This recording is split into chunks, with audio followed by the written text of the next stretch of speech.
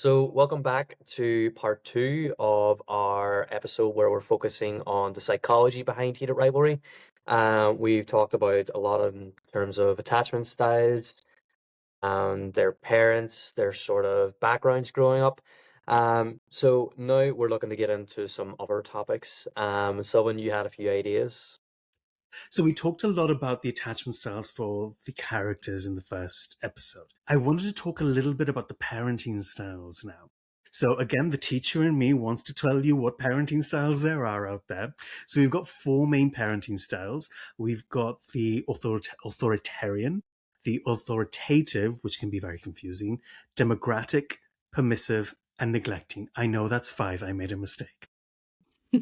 Neelam, can you talk to us a little bit about what your take on Shane's parenting, the parenting style for Shane's parents are? I can try. If I'm honest, I don't know that much about this area, so I can give it a go, but not with much credibility, probably. But I think speaking around them, yeah, it's very very clear that Una is mom in charge, momager, right? Roger. And do we know Shane's dad's name? Was it just David. dad? David, okay. And David, I just feel like he was the one who got Shane into ice hockey when he was younger, took him to games, took him on the ice for the first time. And now that Shane has become this amazing, successful player, he's just like my dadding is done. And Una steps in and she's got that classic authoritative nature where, but also that very classic like global majority or authoritative nature where it feels like, being a brown person, it feels like something that is instilled in us from an early age culturally. So that's kind of, I don't want to say taken over, but those features are coming out more clearly as Shane has become more successful and has taken ice hockey, I guess, more seriously and more professionally. And yeah, I think David's just taken a bit more of a backseat, which is fine. David does seem to like fade into the background. Like I didn't even know his name before he said it, Sylvan. He seems to be a bit more of the I'll let her handle things from here, and I will just sort of be in the background, a little bit of emotional support. But now this is a bit of an interesting detail. But in the books, you learn that Shane loves hockey. Like he actually loves the game. Ilya loves winning. So that sort of plays a bit into, I think, what you're talking about in terms of, I bet it was his dad that got him into the hockey. I bet it was in the family. Because there is, obviously, he's doing it for the love of it. And it's sort of been turned into and hijacked into this really high stakes, very tense and intense thing that he has to do. And I always wonder, like, how much is Shane enjoying this at this point? Like, is he still loving the game? Because when he's playing with Ilya, it's really, I was just sort of struck by the fact that he was having such a good time. He was having so much fun whenever they were playing that game, and he seems to have a lot of fun when he's playing against them as well. Like they're both smiling whenever they're playing against each other and they're giving each other a little bit of shit. Like even that scene in the fifth episode, wherever they're smiling at each other so much that Shane ends up getting wiped out completely and ends up in hospital. So I'm wondering, like, how much of the pressure that's being put on Shane to go professional was a result of his mum? Like, is that something that plays into him? And yeah, I just think I'd be very interested to be able to sit down and ask Shane those questions. Like, are you still enjoying this? Like, are you having fun? Like, you do love it, but like, are you still having fun?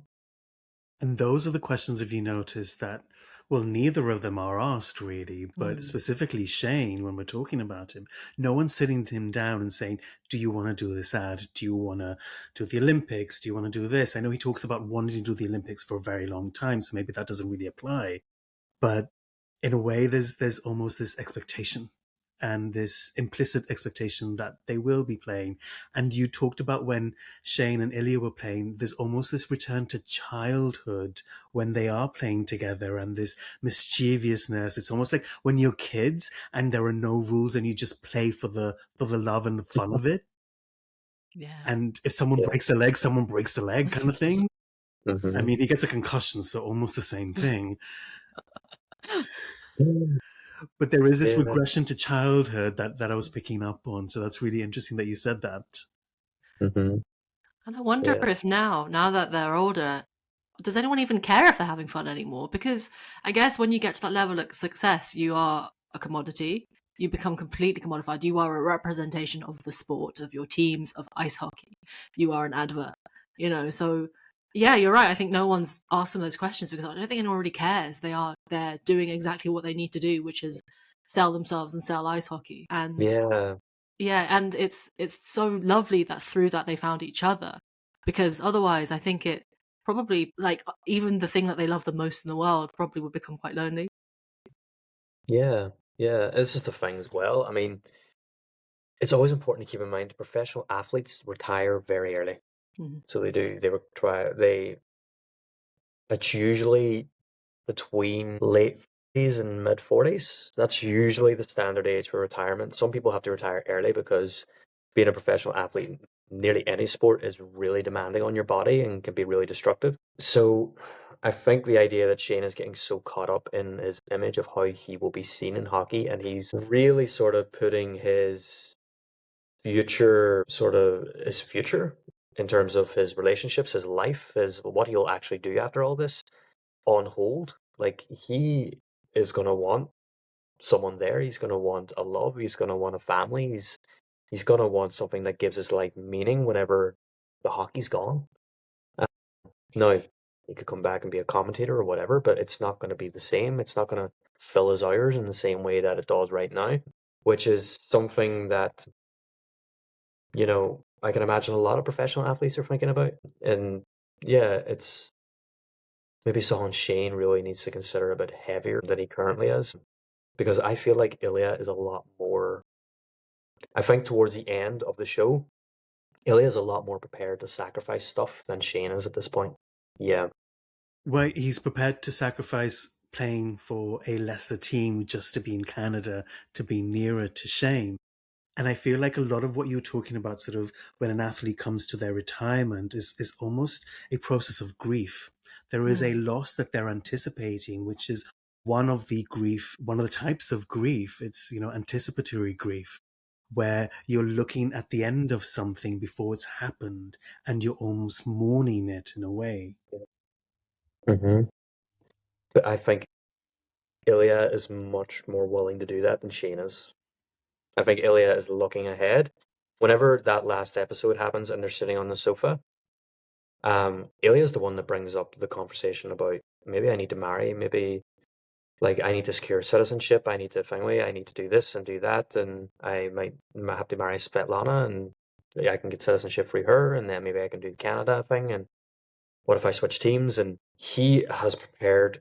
He's thinking about this. He's thinking about the end of his career. He is thinking about the possibilities of what his life is going to look like should this not go right. And it's only when Ilya brings it up and whenever Shane gets an inkling that he's going to marry someone else. Wait, no, he's not going to be with me.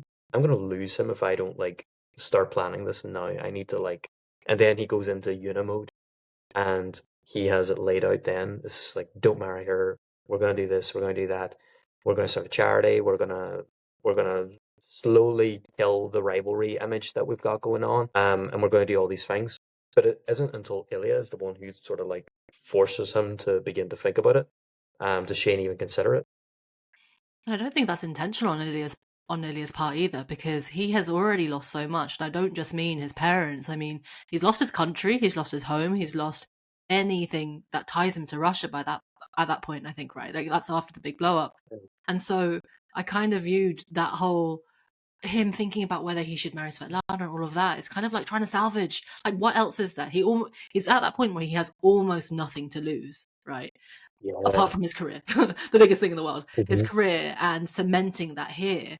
And then it's like once he realizes that, once Shane's parents realize that they're together, it's like, Mhm. okay, I have to take a different type of risk now. Like that. It's almost like it accelerates that grieving process, but back into living, because it's like, okay, I'm grieving that life, but that life is done now. Actually, now I need to think Yeah. about me. life here moving forward. It's also important to note as well that, as far as we know, Svetlana is America, and Ilya will be giving up his team in America to move to Canada with Shane. So not only is he leaving behind his team that he's established, I mean, he's been winning Stanley Cups with this team. He's been achieving his dreams. He's been performing the best that he can. And not only that, but he's also willing to give up Svetlana, the ease of access to her, no matter how easy that might be or not. He's still moving hundreds and hundreds and hundreds of miles away to be with Shane. Like, his level of commitment at this point is actually pretty admirable, I think. Yeah, and in a way, I can see Ilya sort of really taking this lead. And he's almost, while Shane is sort of formulating the plan and he gets up in the middle of the night and he's like, right, we're going to do the charity, we're going to do this, we're going to do that. Ilya is the one probing, Ilya is the one pushing the relationship forward. And I'm thinking of the power dynamics in this relationship and how that plays out. And so, Neelam, what I'm wondering then is, when you have a relationship like this where one is taking a more sort of dominant role, yes, and he does so sexually, but also in pursuing and pushing the relationship forward, what does that look like as a couple? So we think about like couples therapy, for example. What does that look like for a couple? I think that's really interesting that you give him the more dominant role. Because yeah, like sure, sexually, but I think that dominance can mean different things, right? So I think what it actually gives us is someone who is more emotionally driven and someone who's more pragmatically driven, and those two people coming together to figure things out together. Because I think that's what we're seeing with Ilya. He is so emotionally driven, and because he is so chaotic, but because he's had these big things happen to him. And Shane, because of the nature of how he's been brought up and the things that he's been through, he is able to take that step back and maybe notice his emotions, but kind of like park them here, and then use that planning, use that structure through. And so I think it's a really important dynamic in a relationship. Like, we need to be able to hold both, and ideally we'd have like an equal split of both of those things in two partners, but like so rarely happens. And so as long as they're both able to like have that space for each other and both like have those roles, I guess, and come to the conclusion that they both want, it can work. I guess where it then affects power is when one gets in the way of relating to the other. So when that emotion becomes too difficult to sort of to hold, or when that planning and when that organizing gets in the way of emotion as well. So at the moment, it feels like the power dynamic is fairly balanced, to be honest. That's because Shane's recognized what Ilya needs. He's really been there for Ilya, like through that phone call and through everything afterwards. But I'm just wary about, like, is Ilya going to be what Shane needs in the future as well? Is he going to be able to take that step back and be a bit more pragmatic? I'm looking at Declan's face because he is trying not to say any spoilers right now, and we're going to get so many comments if he does. So I appreciate the restraint, Declan. I can see it in your face. I will just say that what you said is very relevant. And let's leave it at that before I get the hate comments. But it actually points out to me that Rachel Reed has developed two very well realized characters that come across as people, like real people that could be out there and alive and living their lives and having to deal with all this stuff. Um, because it just fits so well. So it does, like, so much of their dynamic just works. Yeah, I just a little comment just from the side, but yeah, I think I just yeah, I'm really appreciating the quality of the character writing, I think. And so with power, there's this element of shame attached to it as well. There's the shame of being gay and wanting to sort of come out for both these characters, really. Declan, what do you think about those psychological ramifications? And I know we've talked a little bit about that in previous episodes, but from an internal working model, almost from an attachment style even, what the ramifications of growing up gay and not being able to express that fully until you feel ready to do that does to a person. I think it leaves you almost incapable of being securely attached because there is always that constant fear that you are going to be abandoned because of what you are. And I think as we're older, I don't think we fully remember or appreciate like what it's like to feel emotions like that when you're young. Like they are so all encompassing and your brain is still developing and your emotional regulation just isn't quite there. And neither is your rationality either. It's like your id, ego, super good. They're all vying for dominance at this point in time. You've not reached your balance yet. You've not reached your settled sort of status. And so because of that, you are so easily triggered by these emotions and they become so large. And so that feeling of shame is all encompassing and it wipes out any sort of feeling of love and affection that you feel from your parents because you suddenly become fixated on this idea that they could withdraw their love at any time. If I tell them this, they could withdraw their love and then I'm screwed. I have nothing. And so for me personally, like my parents were very open, very progressive people, and they raised us to basically do whatever we wanted, but be nice to people. That kind of like, but I was still terrified, absolutely terrified that I would possibly lose those relationships, that I would lose that love. And as an adult now, I'm thinking it's ridiculous. I never thought that they would ever think of me differently as the result of that. But I think when you're like that, it's just, you're so in it. It's so all encompassing and it's just so overwhelming. And it's very hard to let it go. So it is. And I think a lot of people come out in their early 20s rather than when they're teenagers because their brains are a bit more developed at that point. They can rationalize a bit better. They are better judges of how people will react and how like authentic a love for you actually is. You're able to get an idea of people's morals and sort of their standards for themselves and for society and how they view things. And I think it allows you to make better decisions, like better judgments. Like I can feel comfortable coming out to you now because I know you, for a matter of fact, are going to be okay with it. Because I know you, I know the way that you react to certain things, I know your views on this thing, I know your morals, I know your principles. Like I have a good idea of who you are as a person. So I feel comfortable doing this now because I feel safer now because I feel like I know you better. But I think that's just you learning how to read people better and judge emotion better. And that feeling of shame can be a little less over sort of all encompassing as well. Yeah, that makes me think of Scott, who feels like the most extreme example of this, right? Where he hasn't had people to try that out with to see how people react. Like that shame is so overwhelming that he can't even go into a room of strangers where Kip is for his birthday and be next to him. Like because that shame is so overwhelming. And it stops being at some point it stops just being like my parents will abandon me or the people that I love will abandon me.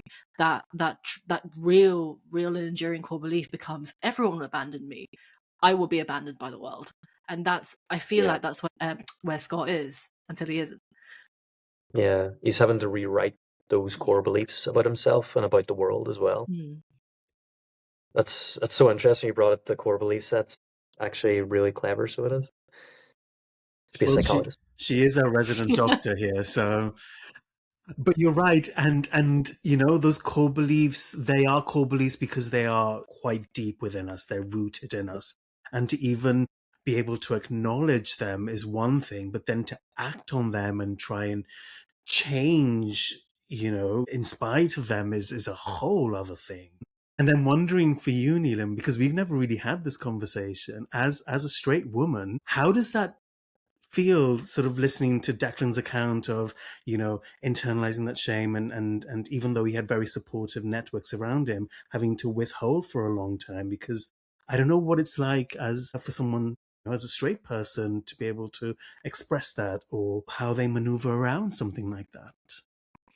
I feel like it's something that I can honestly really only connect to intellectually because that is just not my experience, you know, Mm-hmm.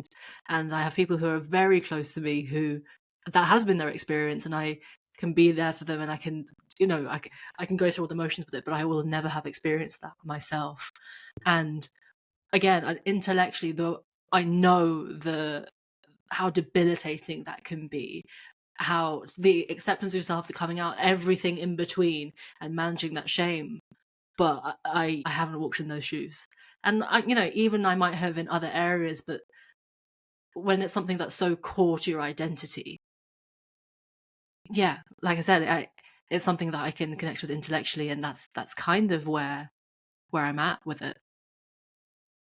Yeah, because in a way, that shame is also rooted in discrimination. That's what we're talking about as well. Yeah. And for those people who are listening and can't watch, both Neelam and I are from Indian descent. And so I'm wondering how that discrimination, because of the color of your skin, for example, how that relates then.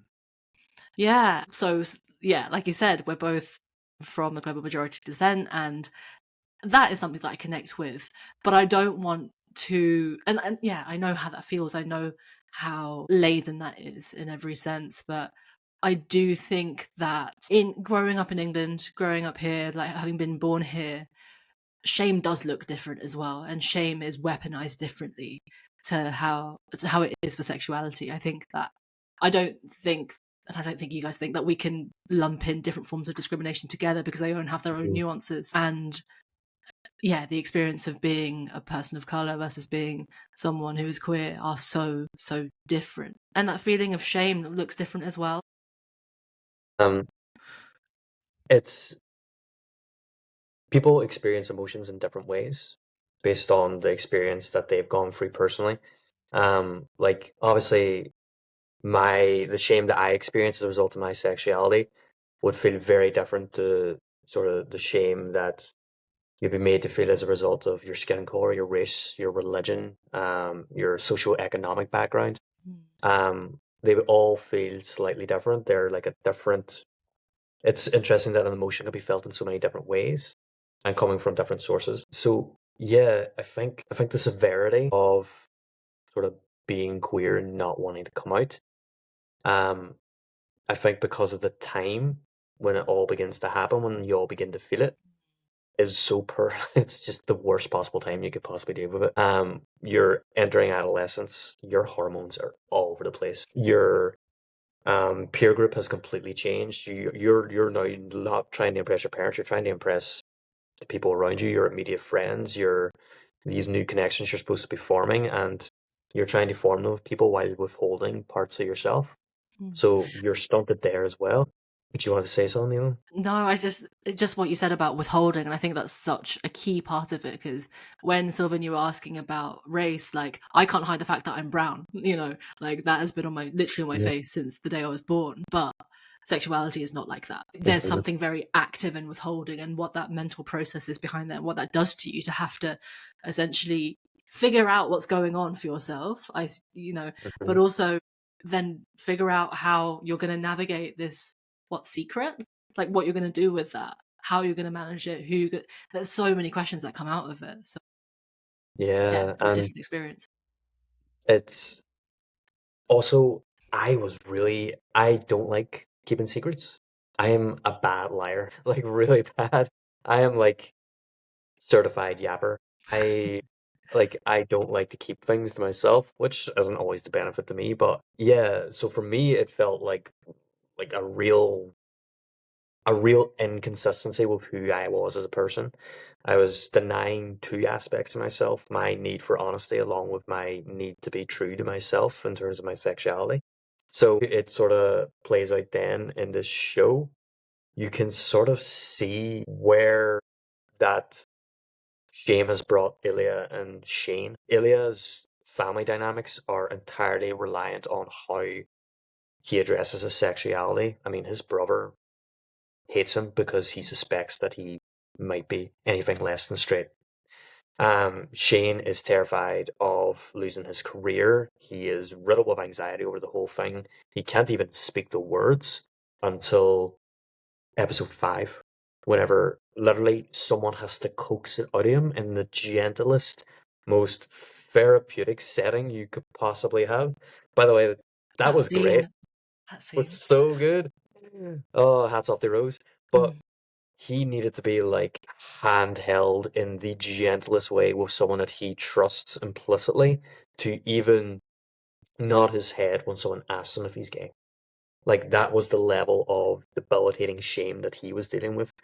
Um, and it makes you think like how, because I felt when I came out, I could finally do everything at 100%. Like I no longer had a constant like 30 or 40% of my brain constantly being taken up by this thing, like this constant worry. Mm. And then when I was free, I could free up my mind for everything else that I wanted to do and wanted to achieve. So for me, it's what what is now Ilya and Shane holding back from? Like, what is that 40 or 30% in the back of their mind? What is that stopping them from achieving? And what it seems to be is a amazing soulmate level romantic connection that gives both of them family and purpose and belonging, and they just can't push past the shame. Yeah. And in a way, as you were talking, Declan, I was thinking this is Shane's first male relationship, or for both of them, their first male relationship, different from a sexual relationship, right? And how unfair is it that Shane gets a boyfriend and a lover the first time round? Because the rest of us, to quote Charlotte from Sex and the City, I've been dating since since I was 15. I'm tired. But no, good for him. Good for him. I'm not bitter at all. But maybe to come back to what Neelam was saying, if I can, because as you were talking, Neelam, Burnham's social graces were thrown at me. Mm. We talk about sort of, and if for someone who's not familiar with Burnham's social graces, it's the teacher in me, I'm really sorry. But Burnham wrote a paper called Social Graces, and it's social graces with lots of acronyms. And, and each one stands for something specific like sexuality, age, gender, and so forth. And you talked about, race is not something that you can always hide because it's the color of your skin for a lot of people. For some people, it's not, disability might be something that you can and can't sort of mask in a way, or is not overt, I should say. And I was thinking about masculinity and feminine traits, and how for some queer people, they have very there's a spectrum, right? They are very either masc presenting or femme presenting or somewhere in between. And for those people who display sort of traits of the opposite gender, for example, that are very overt, I was thinking about how they wouldn't necessarily hide that and it would be more obvious. And I can imagine for some people, they're almost told you're gay from a very young age because of the way they act, and how that label is almost thrusted upon them. And it just made me think about how some labels are ascribed and some labels are literally you're given that label from a very young age. And yeah, and in professional sport, how does that come in as well? Like, do we know any gay footballers? Just generally, like right now, do we know? I mean, I don't know any footballers, but do we know any gay footballers? Spanish guy, yeah. But sports, yeah, but ice hockey, obviously, that feels like the most masculine sport. Like, yeah, and yeah, like what would that mean for someone to be ascribed a label like that? Like, how would that limit their opportunities? Would that limit what they conceive their opportunities to be? Because from a young age, like if we're talking like under 12 sort of thing, if you're thinking I'm gay, or if you're thinking I'm, whatever it is, what does that do to your self-concept? What roles does that bring up for you? Do you think that being a professional athlete is even possible for someone like you because of what society has said is possible? Like how limiting can that be? Or not, but the possibility of it. And in a way, I'm thinking about this story between Shane and Ilya. And to be crude, they are very masc presenting. And I wonder how this story or this show would have resonated, and if it would have resonated for people if one of them was more feminine. I'm thinking about the Netflix show Glamorous, where the main titular character is very feminine presenting. Do you know what I mean? That show got cancelled after one season, and it had Kim Cattrall in it. Like they had some good stock in that show. But would a story like this have appealed to such a wide audience had one of them not been as masked? That's an interesting question. Well, let me put it this way. How many, more feminine presenting sports people do you know? None. Literally none. Because they are bullied out of the sport by the time that they get to an age and where they could do it professionally. They're bullied out of it. Either that or they're forced to suppress that true representation of themselves. 100%. Yeah. They're basically given the option of you can repress this element of yourself and go after your dream, or you be your true authentic self and you have to give up that dream. That is the option they're being given. That's why you don't see more feminine guys as big time athletes, or if it is an athlete, it is like a very specific type of sport, like say ice skating, something like that, where that is now has an association of the feminine as well, because that's just what we did. Apparently, we just assigned that as a feminine sport at one point. But outside of that, you just don't see it, and it's because you would be literally just ridiculed out of it. So you would 100%. There's a cruelty to it, and yeah, I don't think it only comes from homophobia either, as in from straight people. I think it comes internally as well from queer people themselves. I think they have a specific idea of how you're supposed to be queer and what they want to see in people, and you will be bullied or hammered into shape to fit that. So yeah, I think with that in mind, going back to your question, Sylvan, I think that if there was a more femme presenting character in the show, it would have undermined its authenticity, because that is not the script that we are used to. We've not seen it for all the reasons that Declan just talked about. It wouldn't be believable, it wouldn't, because that would be the whole storyline. It's like, what? This person has made it to this level? Or yeah, I just don't think it would have been believable. And even if we're thinking about Kip and Scott, similarly, I don't think it would have been believable, because how are we supposed to believe that someone who is so repressed and has so much shame in him is going to take even a bigger risk because of how queerness is supposed to Yeah, if Kip was very femme in his nature, would Scott have pulled him out in the middle of the ice ring after he won the cup? Exactly. I'm not sure, honestly. But Scott have even approached him. Yeah. And I know, Declan, from having you read the books, there is one of the books, so without spoilers, I know there is a femme character in one of the books. I wonder if you can speak to that. Yes, so the next book actually from here at Rivalry, I think it's Common Goal, is centered around a hockey player who is a bruiser, which basically means this guy is on the team to beat the shit out of other people. Whenever they get into a fight, they need someone to take the hits. And so they have this guy, and he is the epitome of just typical masculinity. But he's also gay, and he's secretly gay. He then meets this musician. I think it's Fabian, it's one of the two. And he dresses androgynously. He is very femme in the way that he presents himself. He is unapologetically sassy. He is giving it the nines. He is such a fun character. And I'm very interested to see how this plays out on the screen, because what we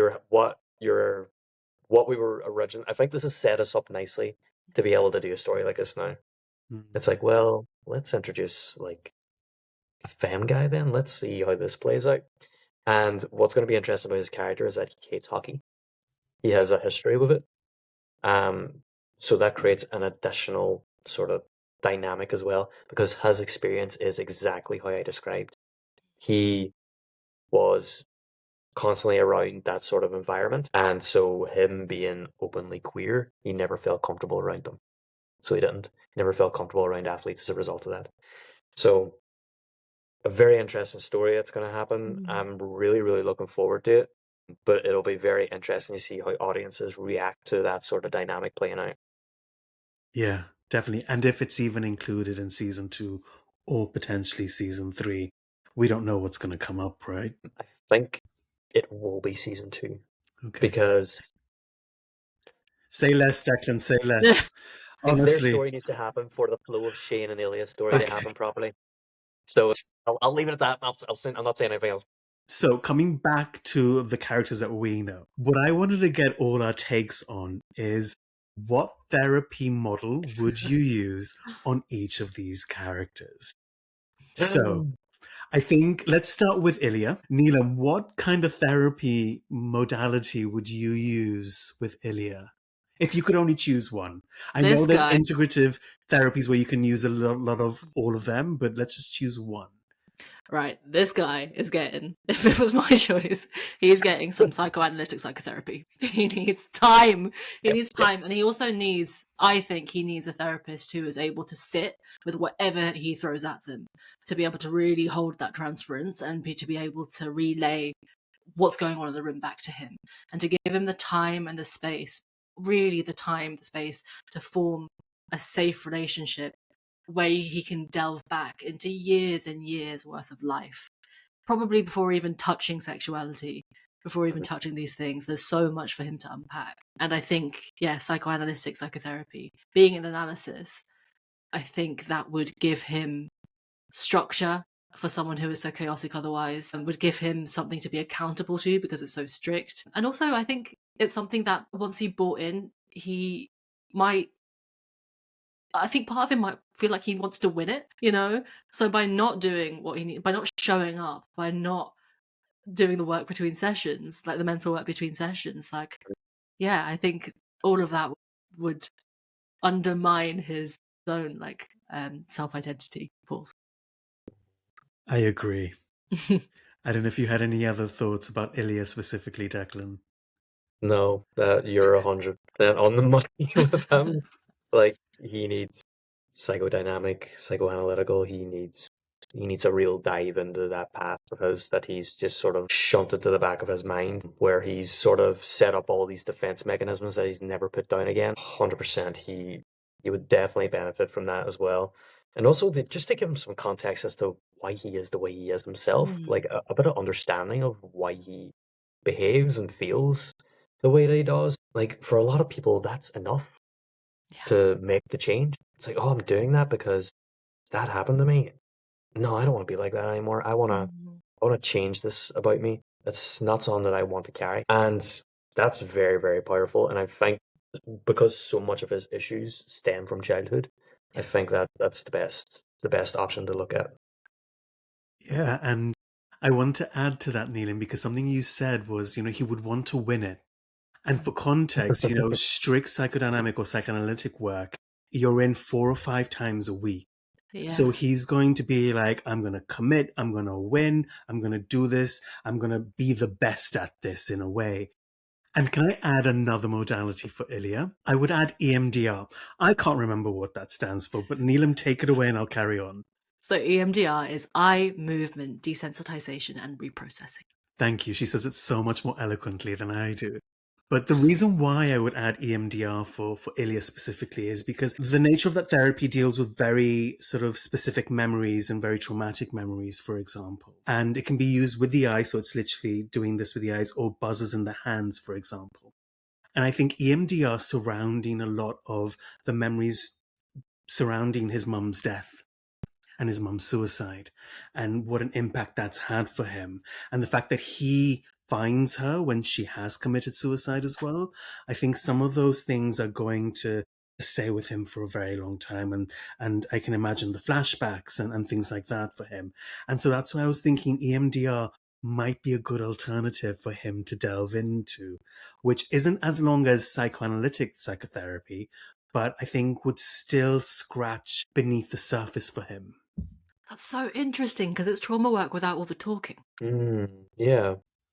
Yeah, Mm. I can see that. So I can't. I'm a fan. Yeah.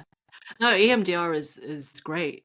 I hadn't considered that for him at all.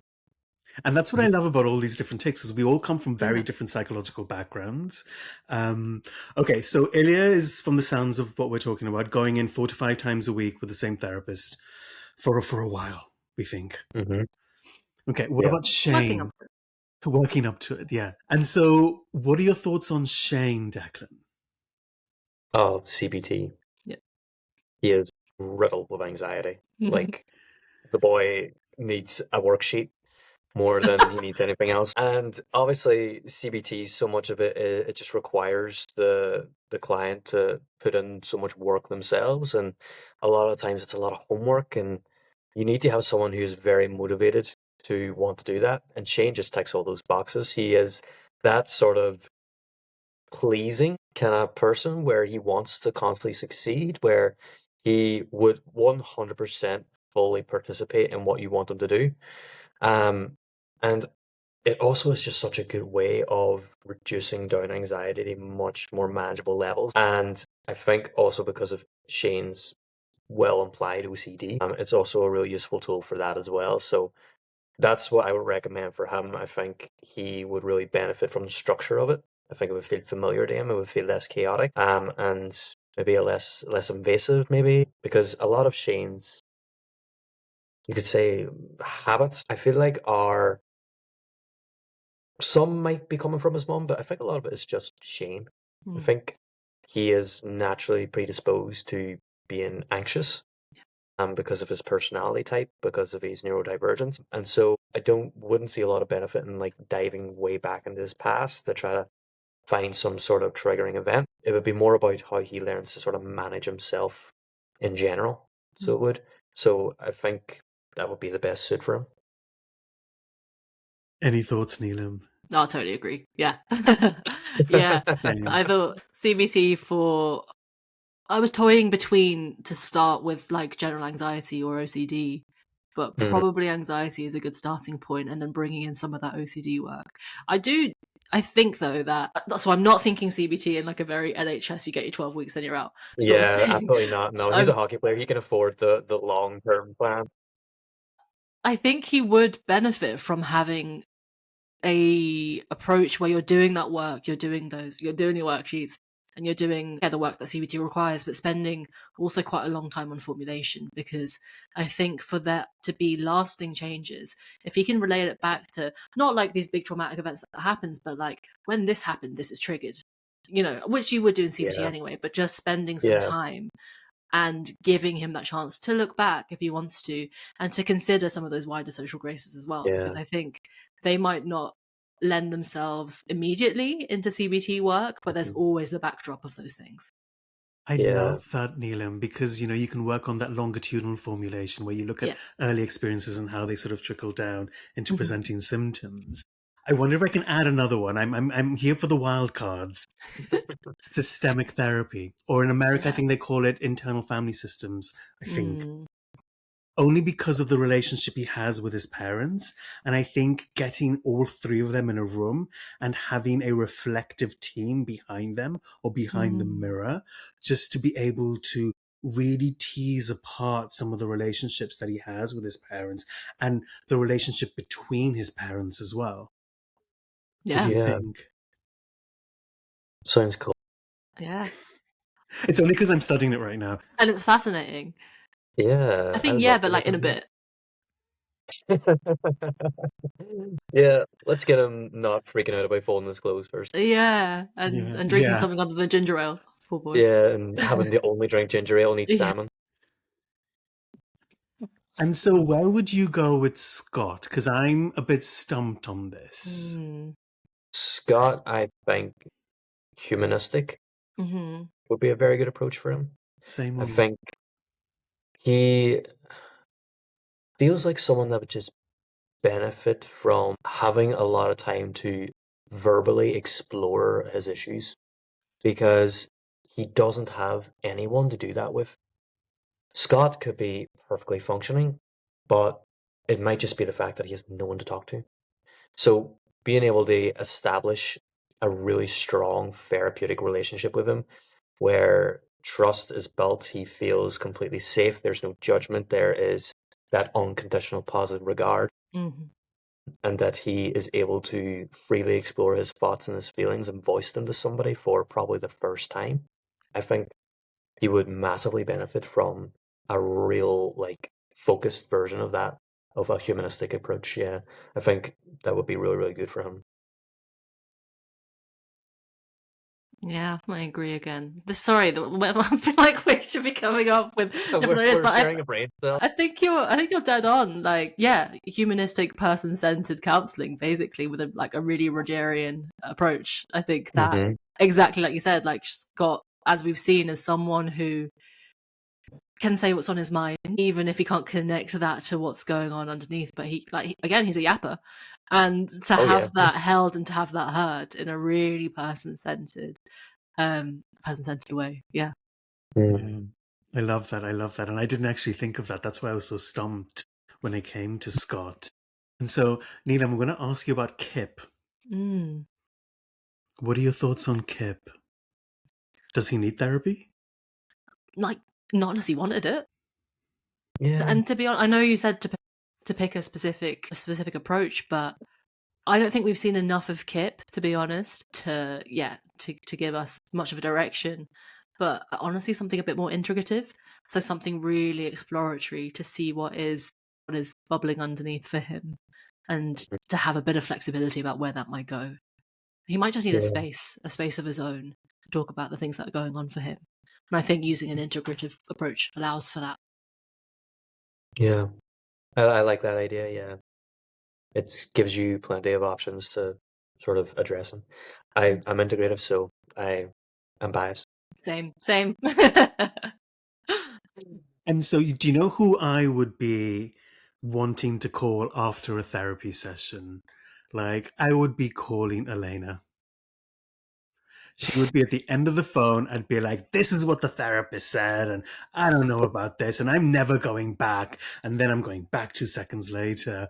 She would be the one person that I would want to be my sounding board. Totally. Hmm. Yeah.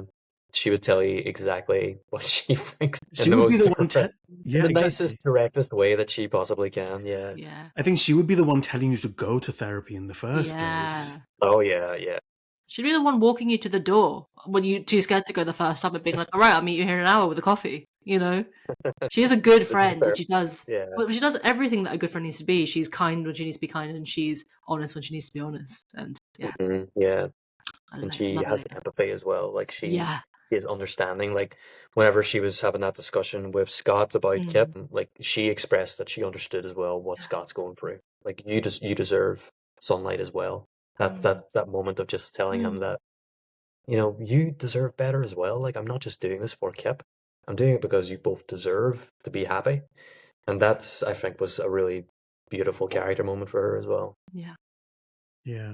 I think what I've loved about having this conversation with both of you specifically is we're all psychology nerds, let's be honest. And this is a conversation that I've been wanting to have for such a long time, to be able to really go deep and into the layers. And specifically having you on the episode, Neelam, has been such a great sort of insight into some of the other modalities. And you brought such a different perspective that me and Declan usually have and bounce off each other. So thank you so much for joining us. No, Yeah, honestly. thank you.